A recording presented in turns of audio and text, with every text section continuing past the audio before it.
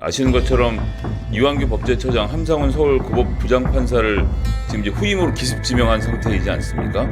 대통령이 3명하고 대법원장이 3명하고 국회가 3명을 지명하는데 문영배, 이미선 이 두 분은 지금 문재인 대통령이 한 상태였단 말이에요.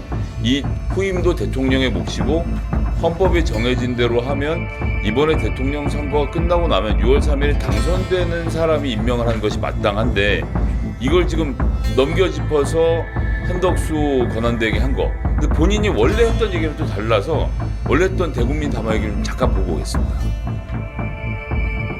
대통령 권한대행은 나라가 위기를 넘길 수 있도록 안정적인 국정 운영에 전념하되 헌법기관 임명을 포함한 대통령의 중대한 고유 권한 행사는 자제하라는 것이 우리 헌법과 법률에 담긴 일관된 정신입니다.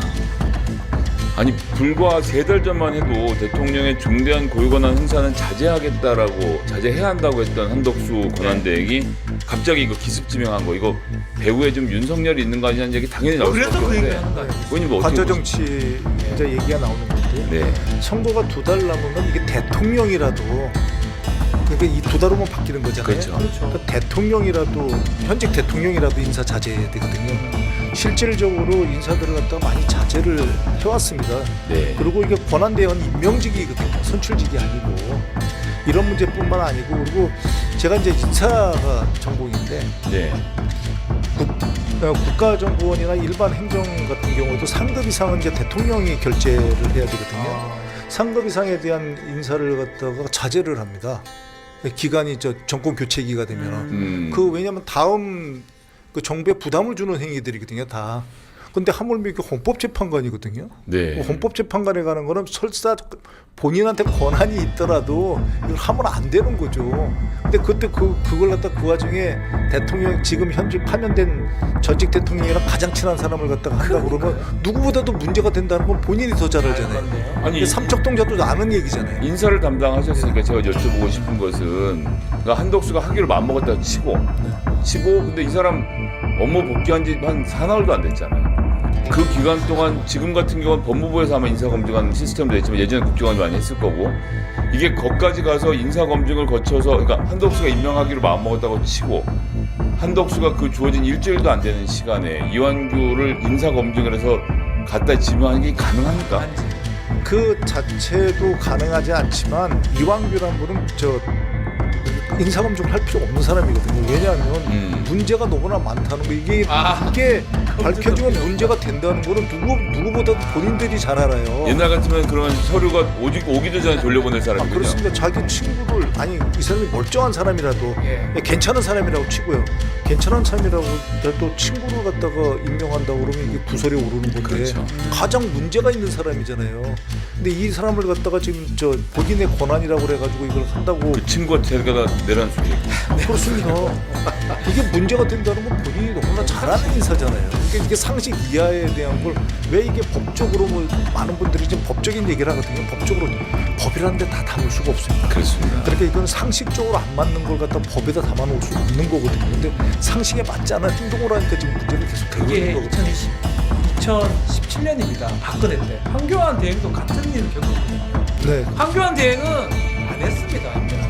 내가 어떻게 권한대행인데 할 수 있냐 그랬고 당시에 권성도 당시 국민의힘 지금 원내대표도 반대를 했던 바가 있는데요. 박한철 소장 관련해서 이것도 영상이 있으니까요. 이것도 한번 보고 이야기 좀 이어가겠습니다.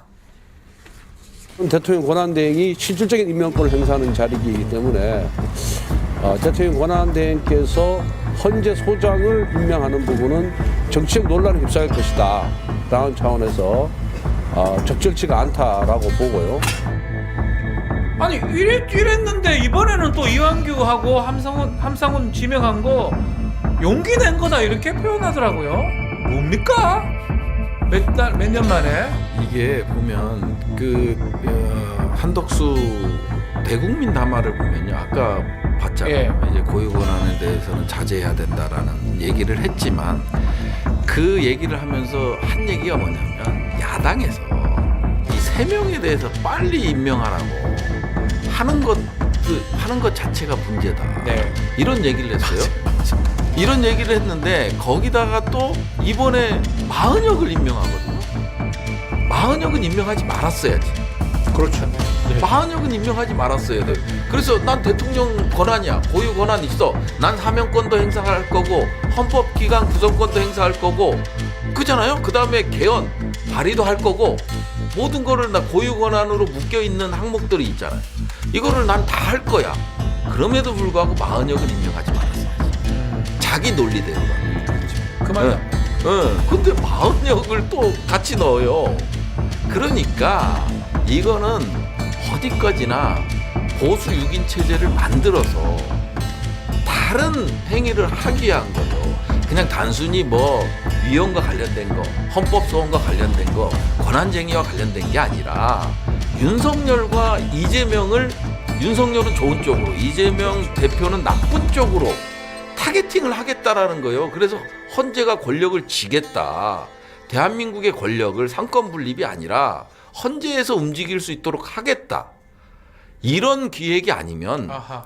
일어날 수 없는 일이라니까요. 게다가 누가 대통령이 될지 모르지만 6월 3일에 선거가 끝나고 나서 당선된 사람은 이 상태가 되면 아무도 임명하지 못하고 5년 임기가 끝나고. 그렇죠. 네. 누가 대통령이 될지는 대충 알죠. 아, 예. 그렇습니다. 예. 아니 그래서 이런 그러니까 얘기는 합니다만. 네. 그러니까 이렇게까지 정말 도저히 그러니까 누가 봐도 문제가 있는 것들을 하는 거 아니겠습니까? 근데 지금 이 상태를 갖다가 이걸 어떻게 우리가 이제 풀어가느냐 이게 굉장히 좀 골치 아프게 생겼어요. 결국은 한 달, 두 달 있어야 될 사람이 6년짜리 임기를 자기가 해버린단 말이에요. 다음 대통령이 해야 될 거를 뺏어서 해버린 결과인데, 자 결국 막아야 된다 이런 얘기를 하고 있는데, 이뭐 세 분 국회의원이시니까 저희 이제 국민들 입장에서 답답합니다. 어떻게 이제 접수를 뭐 막는다, 인사 청문회 요청 막는다, 뭐 이런 등등 얘기가 있는데 또 그것도 어렵다는 얘기도 있고, 말씀 좀 해주시죠. 어떻게 방법이 있나요? 일단 지금 이제 두 가지, 그러니까 국회에서 국회의장 얘기죠 주로는 이제 국회에서 권한쟁의 심판 청구를 해서 이거 권한을 남용하는 것이다라고 주장할 수 있고요. 네. 두 번째는 현재 헌법재판소에 헌법재판을 걸어놓은 당사자들이 야 저렇게 해갖고 저 사람들이 헌법재판관이 되는 건 이건 권한을 넘어서는 거야. 이 문제가 있으니까 심판해줘. 네. 라고 해서 이미 오늘 변호사들과 민변이 헌법소원. 네, 헌법소원을 이미 내놨습니다. 그런 헌법재판소가 이걸 가져와서 판단을 하게 될 건데 저희가 쉽게 예단할 수는 없습니다만 제가 보기에는 헌법재판소에 있는 재판관들도 자기들 생각엔 격이 있는 격. 그런데 이렇게 노골적으로 누군가의 친구인 사람이 그 인맥을 타고 들어와서 헌법재판관에 들어앉은 전례는 없잖아요. 처음인 것 같아요. 여기에 대해서 좀 판단을 하지 않을까. 판단을 할 것이다.